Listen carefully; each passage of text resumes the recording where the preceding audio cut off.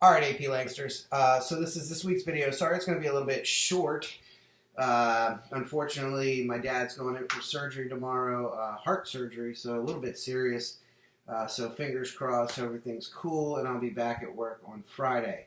But let's recap what we've been doing. So this week, we took a look at the AP scoring system for the argumentative essay, and we mainly dealt with the odd numbers, which kind of took us from 1 being the lowest all the way up to 9 being the highest.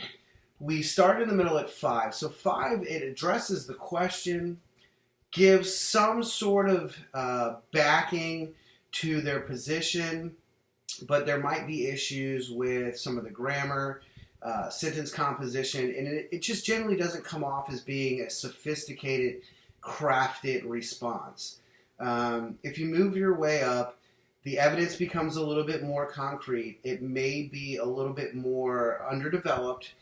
There still may be some syntax issues, some grammatical errors, and so on. And by the time you work your way all the way up to 9, basically we've got a pretty solid position with some very specific and most importantly, modern sort of backing in your evidence. I mean, most of these questions are going to deal with modern issues. Unless you're sort of arguing from the, let's not repeat history standpoint, you want to have some sort of evidence that's bare minimum in the past 10 years, right? And you want to pull in either, works of fiction that sort of demonstrate your point, but also some nonfiction, some topical, very current evidence to support your position. And if you remember the 9 that we looked at for the example we used in class, there was all kinds of current political. The kid cites the 2016 election.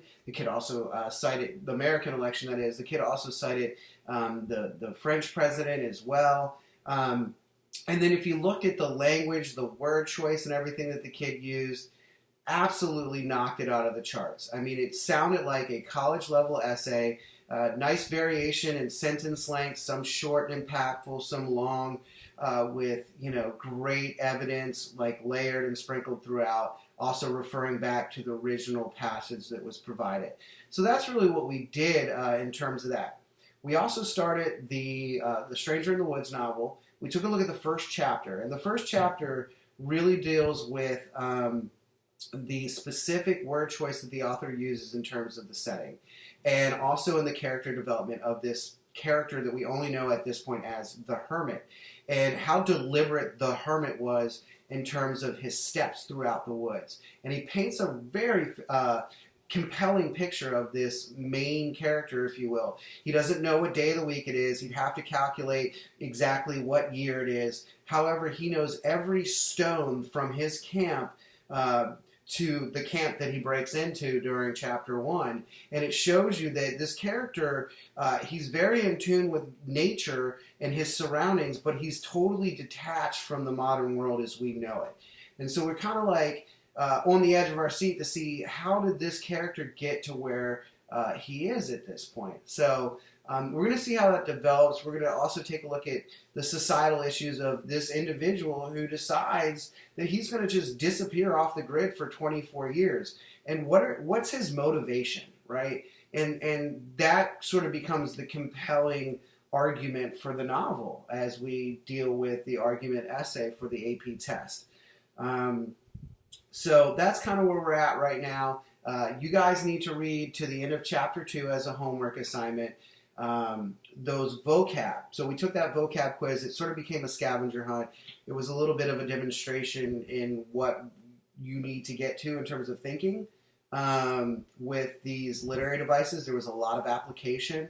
I think that's something that's different from what you're used to, because it's not just here's a word and can you match it to the definition. There was quotes that were provided. Because if you remember what I said in class, that's what you're going to have to do. There's an argument analysis, rhetorical devices, if you will. That's the second type of essay.